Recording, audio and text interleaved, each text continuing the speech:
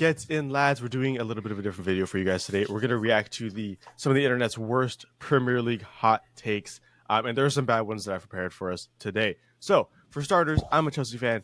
Diego's a Tottenham fan, and Andres is a West Ham fan. So we have opinions related to our teams as well as other clubs and whatnot. So it's going to be a good video. Make sure to subscribe for more of the best Premier League content on YouTube, and like the video if you enjoy watching us, react to these, because there's gonna be some good reactions. I'm gonna start with the first one here, guys, and it's going to be not pertaining to our teams. And we just talked about it before we started recording this. But the first bad take, this is by Prior Kevin 2 on Twitter, I believe. Oh damn, we're calling their Twitter accounts. I have to. Wow. These takes are so bad that I have to. All right. Bournemouth will finish in a European spot. The fuck? Oof. No way, bro. That is a rough one. They just lost Dominic. Fan? I don't know. Honestly, I'm not too sure. But they just lost Solanke. Yep. And who is arguably Bournemouth's best player, and you could say ever. Truthfully, you could say ever. Oh damn. And they lost him. And Bournemouth are not finishing in a European spot. I'm sorry. There is no way in hell that they are better than like 14 teams. I am sorry. No, they are not. You could even say there might be 14 teams better than them. Truthfully, I'm just looking at their squad right now. It's funny. Yeah, exactly. No, I feel like it's the European spot is crazy. I think, what is that? Top 8, top 9? Yeah, 7 or 8. Yeah, it's depends on the season, but yeah, top 7. It just depends on the FA Cup results. Right, and all that top 7 at the least. Yeah, and top 7, no. I'm sorry. No. You have too many good players, too many good clubs in Newcastle and Villa. You could throw in West Ham in that conversation too. You could throw in West Ham now. Hell, I'd still consider like Brentford and Crystal Palace better than Bournemouth. Yeah, Brighton. Yeah. Yep. Yeah. So I European I spot. Consider no. Fulham better. Fulham is debatable, but it's up there. They're up there. Better than Bournemouth? I'd say so. I will say, Bournemouth still has time to make a purchase. They still show a transfer window. And they have money. Now they have money now. So I don't, let's wait. Let's see what they can do with that money. But yeah, as of right now, European spot. I think they'd be happy to get 12th, 11th.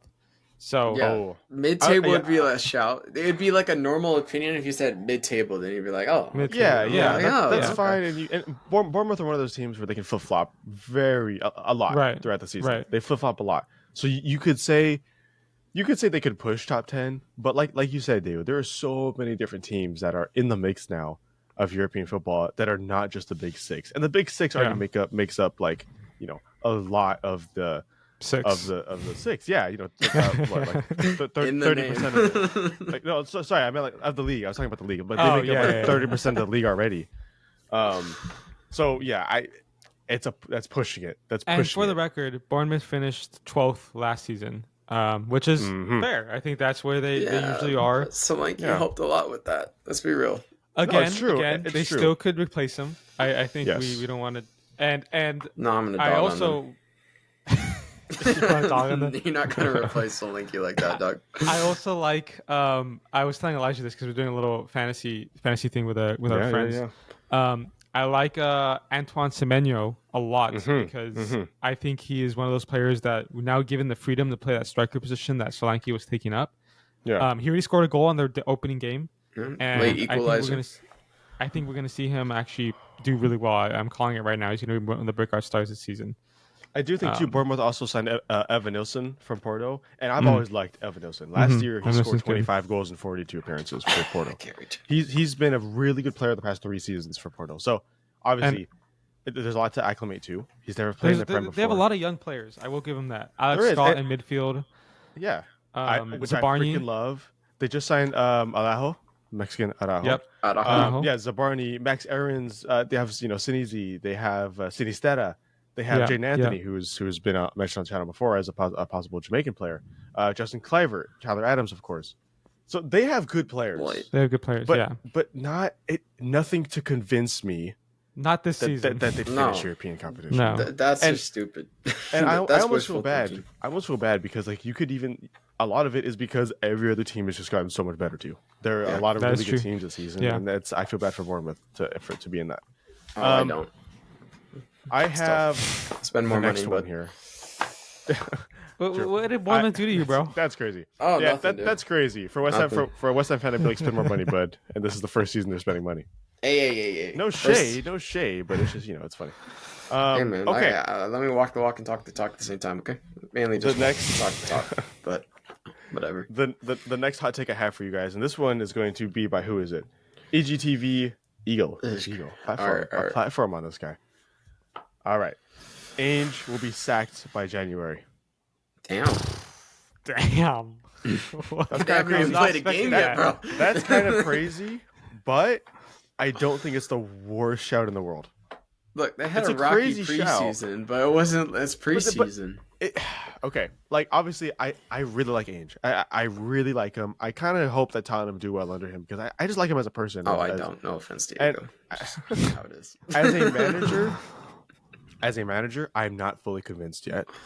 And I do think if you have another season that went very similar to last, questions will be asked. But I also do think that a lot of the issues last season were not down to him. I do think finishing was horrible, and you brought in Solanke to counter that. But then at some point, let's say, obviously there's a long season, but let's say a lot of similar issues are had. Where are you going to look at other than the manager? But January, I think, is rough. I don't think he's out by January. I don't think he's out by January. That is early. I think a lot of the problems last season that I think most Spurs fans will say is that injuries were the big one. We lost a lot of players in midfield and a lot of players in defense, especially when we lost Romero and we lost Van de Ven. Like, yeah, we're gonna take a big hit there. And with the way he plays, if he doesn't have those players, yes, the way he plays is very I don't know what the way we want to call it, but very, very advanced, and it can be very dangerous and very youthful. Yeah. But no surprise, so few players got injured. So now that ideally Spurs are buying some more rotation pieces, that won't happen. And even if he has a season similar to last, I don't see it being gone by January. I think he has to have a really poor run of form to the point and lose the dressing room to be sacked by January, which I don't think he will. It's got to be like woeful performances too. Yeah, like for any like let's be real, for any manager to be sacked in January, it's either you're in a relegation battle and nothing's working, and you kind of lost the dressing room, like you said, or like you just have Todd Bowley as your owner. It's one of those two. It's just stupid. Like they haven't even played give Roman Abramovich his credit. Yeah, they haven't even played a game yet. Yes, they kick off in 25 minutes, but like to say that already before the season starts is crazy. Even if Spurs lose today, it's not going to be like, oh, is he getting sacked? No, it's just going to be like they need to do better next time. That's it. Yeah. Like we're not at that point. Every team that lost this past weekend has literally been like, oh, we just got to change a few things. We'll be okay. Yeah. Like literally, that's every team except West Ham fans, but that's just our own breed. Right. That's just I think it'd be a shock. I think, I don't think it's out of the realm of possibility for Tottenham to be that bad until January, but I think it's very unlikely. It's highly unlikely. Sure. Yeah. It could happen, yes. Don't get me wrong. And it's unfortunate because I don't, the same odds. I don't think you would say that about Tottenham 3-4 years ago.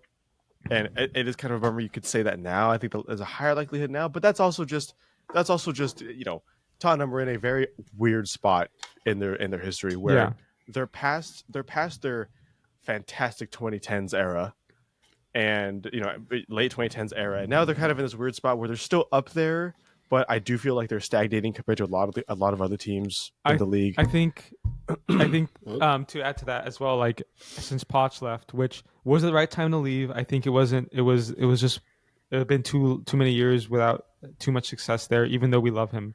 But I think the managers that we hired, both Mourinho and Conte, were not it. People are already making fun of Conte for complaining about at Napoli because he just loves to complain.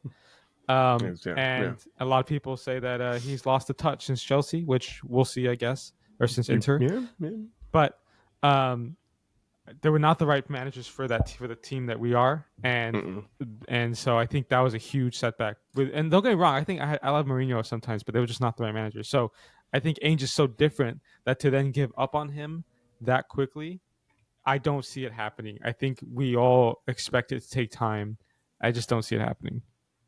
That's very valid. Like I think it's more likely that we see like a Ten Hag or a Yeah, Ten I Hag's don't know. more plausible than Yeah, than them. yeah. Very So true. Very true. Ten there you go. Hag, sorry.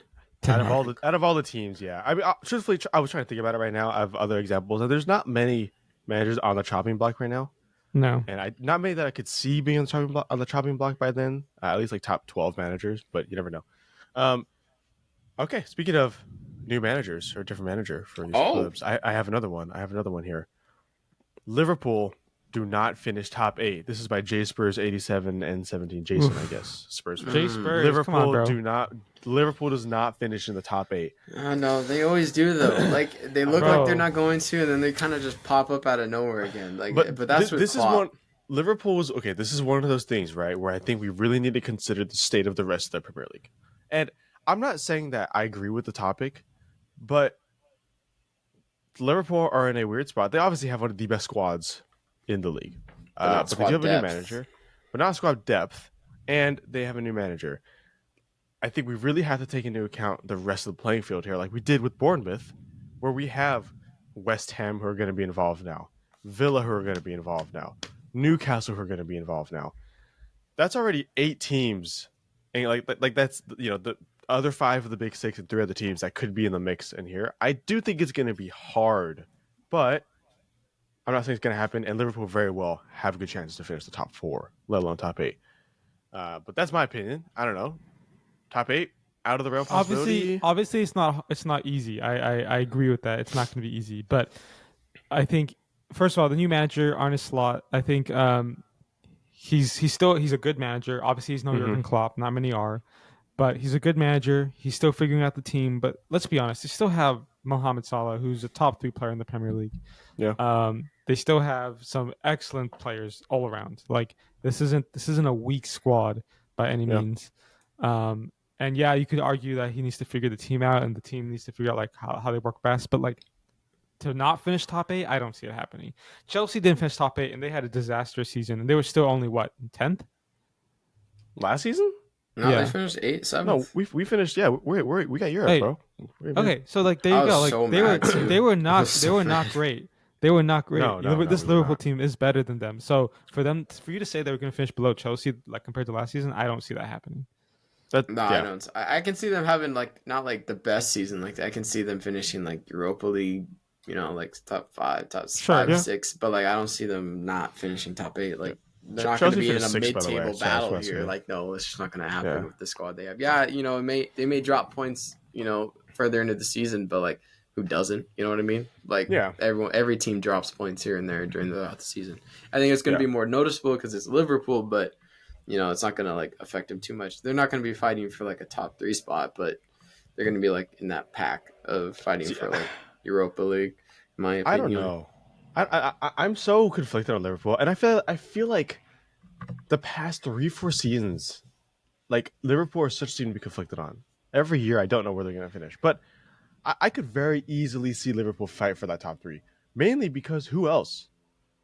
Obviously, City are there, Arsenal are there. I don't really see Tottenham fighting for top 3. I don't see Chelsea fighting for top 3.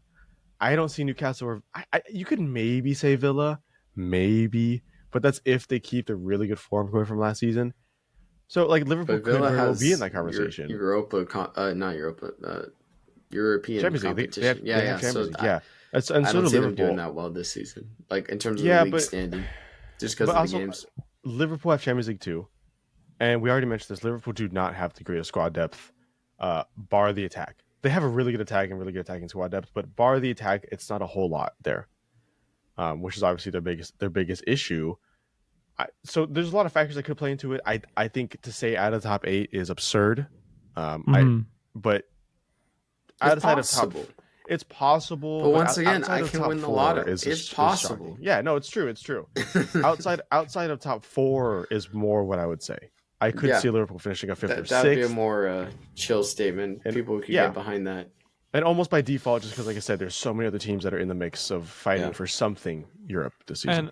And if I'm being honest, I think a lot of the season is like, this is probably Pep's last season. He said he was bored of winning the Premier League. So if this is his final season, let's be honest, beating Pep is extremely difficult. And I don't see it happening again this season either. But if this is his last season, he leaves. All of a sudden, next season, you're looking at maybe we can finally get the chance to win it. So Right. I think a lot of teams want to get into a good spot this season to set themselves up nicely for next season. Or don't forget the investigation, my guys. They could be playing That's true. football. That's true. I read somewhere that some executives said that with the amount of things if they get charged with it like properly, they can see easily point deduction. We've done a video on this. There's 115 different counts of illegal activity. It's up to the Premier League to throw down the hammer on them. And are they going to do that? I don't know. Will they do that against 4 times? Will they just wait till next season? That's the question. That's true. And honestly and truthfully, I would not be surprised if they did, because taking away from Pep, taking away from City, takes away from Pep, and that takes away from the Premier League overall. Yep. Pep and City have brought so much to the Premier League over the past 5, 6, 7 seasons, both money-wise, stature, and power. And for them to take away from that legacy takes away from their own legacy, and that's the only thing I would reason why I could see them not doing that. Arsenal fans would be happy though. Very true. But okay, on to the next one. Is a West Ham one here. Oh, this is a West Ham one. Come on. This is by Dale. Dale D. West Ham U. So West Ham fan on Twitter. Classic Dale. West Ham finished top 4 this season, and Bowen's picking up the Golden Boot. So 2 different positions there. Oof. That just kept going. I was really hoping that would just stop. Look, I have a lot of controversial opinions on this channel. I really do. But that's okay. It really does. It makes it fun. That Dale, that's something, bud. That is something. Look, I love Jared. I will always love Jared. You know, he had a great season last year with goal scoring. I can see him in contention for Golden Boot. I'm gonna start simple. I'm gonna work our way up to Dale's statement here. I can see Bowen in the top 3 again for Golden Boot, top 4. But with Solanke at Tottenham, I feel like he's gonna be up there too. With Haaland already scoring, but we already knew that was gonna happen. But I can see Bowen finishing top 3, top 4 for goal scoring. I can see him getting like 18 goals again, 19 goals, especially in this new system. The only problem is with the bench we have with Somerville and all that jazz. He did come off earlier, but that's the thing is that he kind of played a different thing. I think he's going to have kind of a different role in this Lopetegui system, unfortunately. Yeah. But, Sufo did have a rough game, so he did. What's crazy is Jared Bowen's playing right back in the whole second half, which was crazy to watch. Yeah, and he did a great job. But like it's going to be a tough call with this bench, especially with the way Mo plays. So it's going to be. I think he's going to get a little bit less opportunities. Unfortunately, Jared is. But yeah, I think too. I don't see him being a top goal scorer realistically. I can see him finishing top 5. I see him scoring goals. I just don't see him,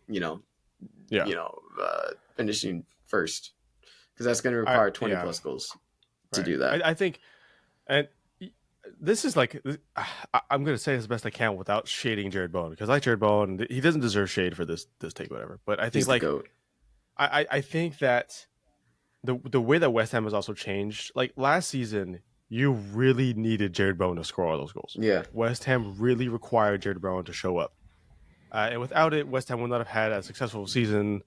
This is true. And even then, it could have been more successful. More fast. But the additions that West Ham has made, I think, are going to prevent that. And obviously, there was other talents in the Premier League. That's not a bad thing. No, exactly. That's a good thing as a West Ham fan. It sucks for him on an individual level, but there's less pressure on him now. Realistically, to score. Exactly. And obviously you have the Haaland, you have the Solanke, you have numerous other players in the Premier League that are going to score. Watkins, you have Ivan Toney. There's a lot of players that are going to compete for that, which is also why I don't think Jared Bowen. But you have the introduction of Fulkrug, which is a huge. He's a huge goal scorer. That's all he does. He doesn't do much else besides hold up, play, and score, and that's great. That's no shade. That's great. But you have way more opportunities now to get goals in this West Ham side, and I don't think Jared Bowen's going to finish as top goal scorer. I can see him as an assist leader, though. I'm not going to lie I can see him whipping it in.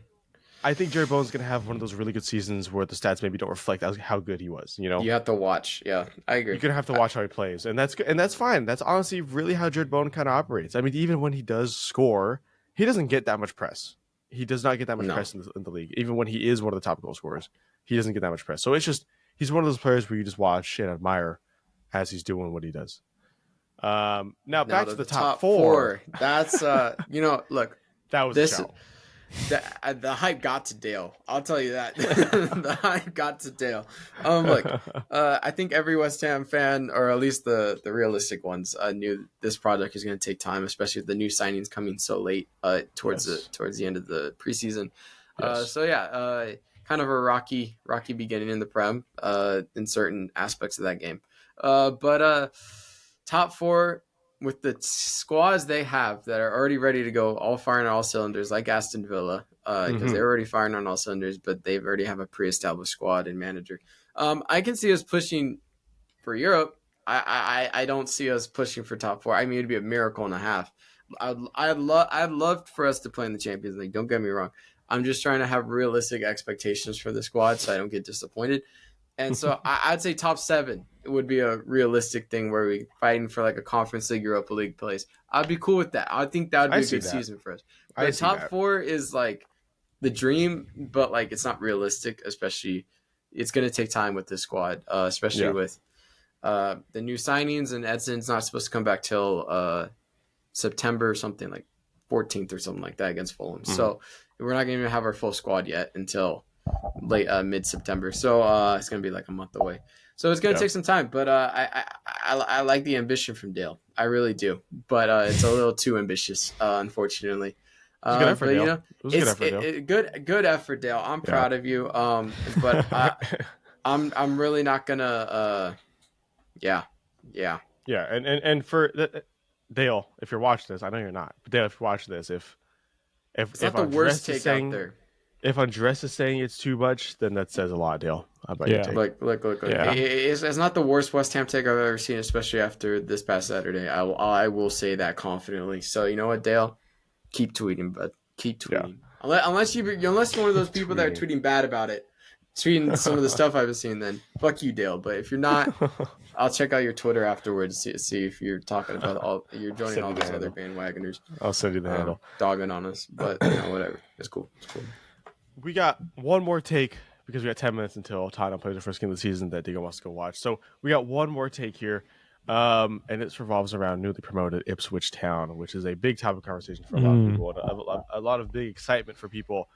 The take is, this is by another man named Dale Mandel. Oh, a different Dale. It's a Dale-ful episode.